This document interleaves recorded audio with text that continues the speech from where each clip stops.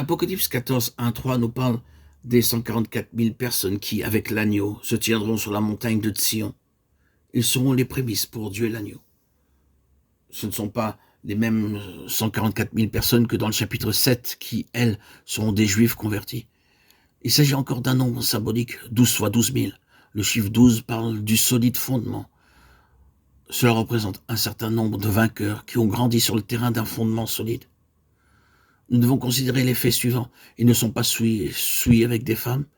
Ils ne sont pas vaincus par la convoitise. Ils suivent l'agneau partout où il va. Ils sont les prémices pour Dieu.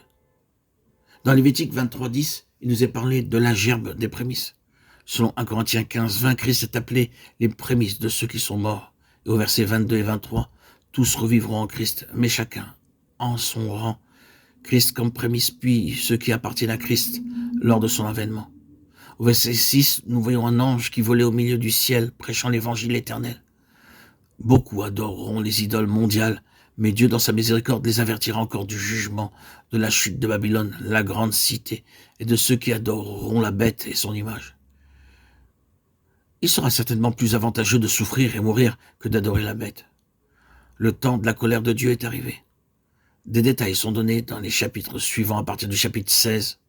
Le message de Dieu concernant ce temps nous est donné dans 2 Thessaloniciens 2, 10. Selon Apocalypse 17, le jugement de Dieu tombera sur Babylone la Grande, sur le système religieux romain qui aura souillé les dignitaires et mis à mort les croyants. Les chapitres 12 et 13 parlent de la confusion dans les derniers jours. Les chefs de la terre donneront leur puissance à l'Antichrist et il la prendra. Les peuples et les multitudes de toutes nations et de toutes langues seront souillés par la prostituée, Apocalypse 17, 1, qui régnera sur les rois et sur la terre. Selon Apocalypse 18, 4, une dernière possibilité sera donnée. Une voix du ciel appellera « Sortez du milieu d'elle, mon peuple, afin que vous ne participiez point à ses péchés et que vous n'ayez point part à ses fléaux. » Ce jugement s'exercera en 1 heure et la grande cité sera précipitée. Par elle, les nations furent séduites et chez elles fut trouvé le sang des prophètes des saints et de tous ceux qui ont été immolés sur la terre. Ensuite viendront les noces de l'agneau, Apocalypse 19, 9. Celui qui est appelé le fidèle et véritable viendra depuis le ciel ouvert sur un cheval blanc. Ce qui était le ciel, la terre passeront, Apocalypse 21, 1. Et un nouveau ciel et une nouvelle terre où habitera la justice seront préparés par Dieu, 2 Pierre 3, 13. La nouvelle Jérusalem préparée comme une épouse qui s'est parée pour son époux descendra auprès de Dieu. Apocalypse 21, 2, Apocalypse 21, 5 déclare « Voici, je fais toutes choses nouvelles ».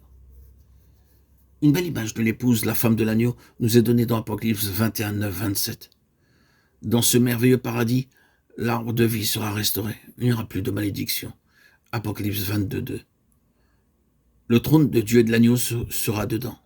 Ses serviteurs le serviront et verront sa face, et son nom sera sur leur front. Ils auront droit à l'arbre de vie et à entrer par les portes dans la ville.